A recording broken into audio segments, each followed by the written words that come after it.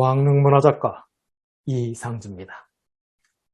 태종 승하 600주년에 공개되는 비밀의 역사, 조선 왕릉의 웬 탑돌이 행사라는 주제입니다. 미스테리, 태종 이방원의 헌능과 담중석의 비밀입니다. 세종대왕이 헌능에서 탑돌이를 연상시키는 행례를 합니다. 세종의 효심과 당중석 스토리입니다. 화면에 보이는 것은 왕릉, 능침 공간의 기본 구도입니다. 왕릉에 봉분이 있고 봉분을 둘러싸고 곡장이 있습니다. 이 왕릉, 능침 공간, 바로 아래에는 혼유석이 있죠. 이 부분이 상계이고 중계는 장명등과 문인석이 있습니다. 그리고 하계에는 무인석이 있죠. 그런데 이 기본 구도가 이렇게 되어 있는데 이 하계에 직육면체의 돌판이 있습니다. 좀 자세히 보면은 이런 상태죠. 직육면체의 돌판. 이 직육면체의 돌판 이름이 당중석인데 건원릉과 헌릉에만 있습니다. 조선 왕릉 40기, 더 구체적으로 하면은 조선 왕릉 50기 중에 건원릉과 헌릉에만 이 당중석이 있습니다.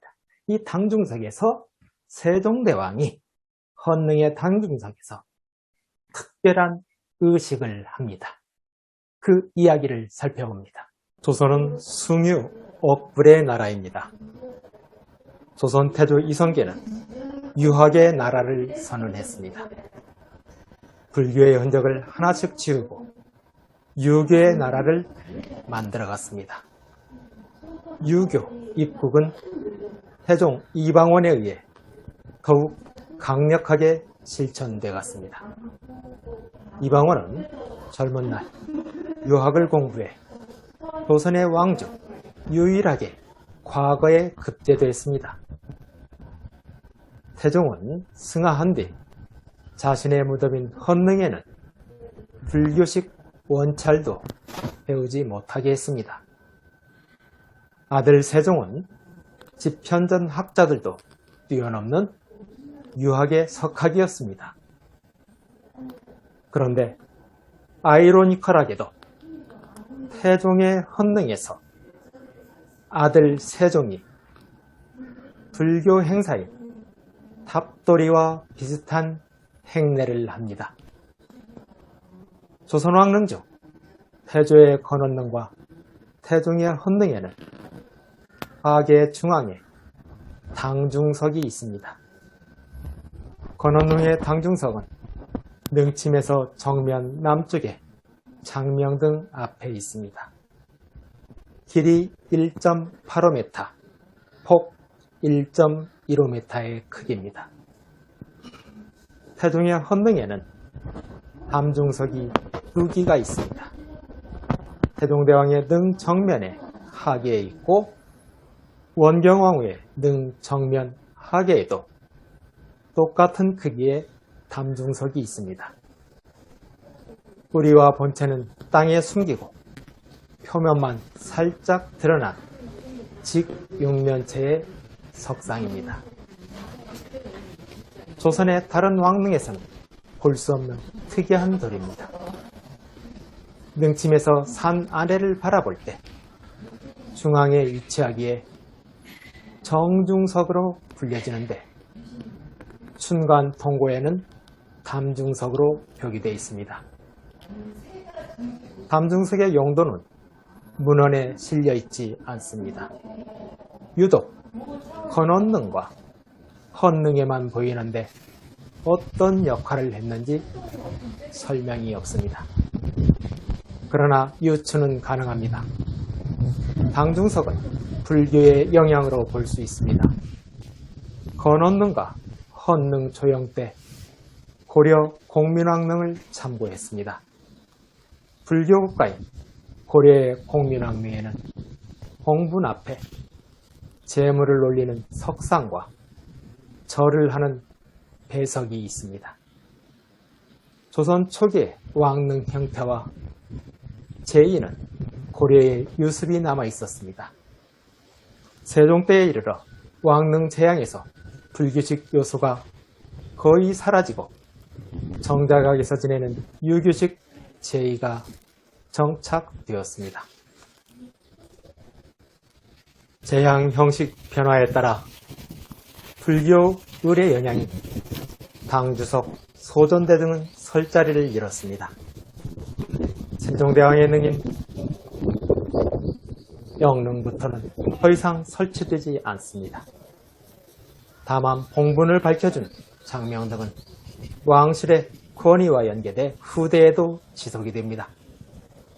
역설적으로 당중석은 세종 때까지는 역할을 했습니다. 세종이 설치했기 때문입니다. 왕이 능을 찾거나 재향을 모실 때는 왕이 예의를 갖추는 대의석이 필요합니다. 홍살문 안에 판위가 있고 정자각에도 배의가 마련됩니다. 공분 앞에서도 예를 갖춰야 합니다. 왕과 신하 모두가 설 자리인 배의가 정해져 있습니다. 당중석은 왕을 위한 배의석입니다. 왕족이나 신하의 침, 왕릉에서는 지정할 필요는 없습니다. 왕의 뒤에, 잔뒤에서 예를 갖추면 됩니다. 세종은 헌능을 모두 17번 찾았습니다. 세종은 공분 앞에 당중석에서 정중하게 4번 절하는 예를 갖추고 응의 주변을 천천히 경건하게 돌았을 것입니다. 공분과 성물들의 이상 유무를 확인하며 부왕과 모후의 영원 불멸을 기원했을 것입니다. 이는 왕을 떠나 아들과 후손의 인지상정입니다. 세종이 당중석에서 절을 하고 공분을 도는 모습은 흡사 통일신라와 고려의 풍습인 탑도리를 떠올리게 할 수 있습니다. 우리나라의 삼국시대와 통일신라 초기까지의 불교는 탑이 중심이었습니다. 지금은 금당, 대웅전에 들어가 예불을 봅니다. 그러나 당시에는 그렇지 않았습니다. 불교 발전 과정을 보면 처음에 탑 아래에서 예불을 올렸습니다. 탑도 처음에는 하나였습니다. 이후 동과 서에 하나씩 세워 2개로 발전합니다. 사람들은 탑을 돌면서 소원을 빌었습니다. 그런데 동과 서의 탑 사이에 금당이 들어섭니다. 금당은 세월이 흐르면서 점점 탑에서 안쪽 뒤로 들어가 모셔지게 됩니다. 이것이 오늘날 절의 모습입니다. 금당의 예불이 자리 잡으면서 탑돌이도 옛 흔적이 되었습니다. 왕은 직접 재앙을 모시는 친양매 때 보통 하루 전에 봉심을 합니다. 재앙은 정자각에서 모시지만 봉심을 하면서 당중석에서 국궁사배, 즉 양손을 8팔자로 하고 엉덩이와 발 뒤꿈치를 붙인 상태에서 팔을 펴고 굽히는 자세로 4번 절을 하는 예를 실시합니다. 그리고 천천히 일어나 봉분 주위를 돌면서 세심하게 살핍니다. 왕의 뒤를 왕족과 신하들이 뒤따릅니다. 이는 삼국시대, 남북국시대, 고려시대에 절에서 행해진 탑돌이의 또 다른 흔적이라고 볼 수 있습니다. 정성을 다하는 마음이 탑에서 왕릉으로 바뀌었을 뿐입니다.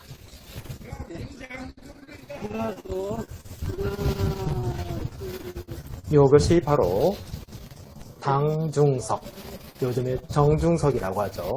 태종대왕의 바로 정면에 있습니다.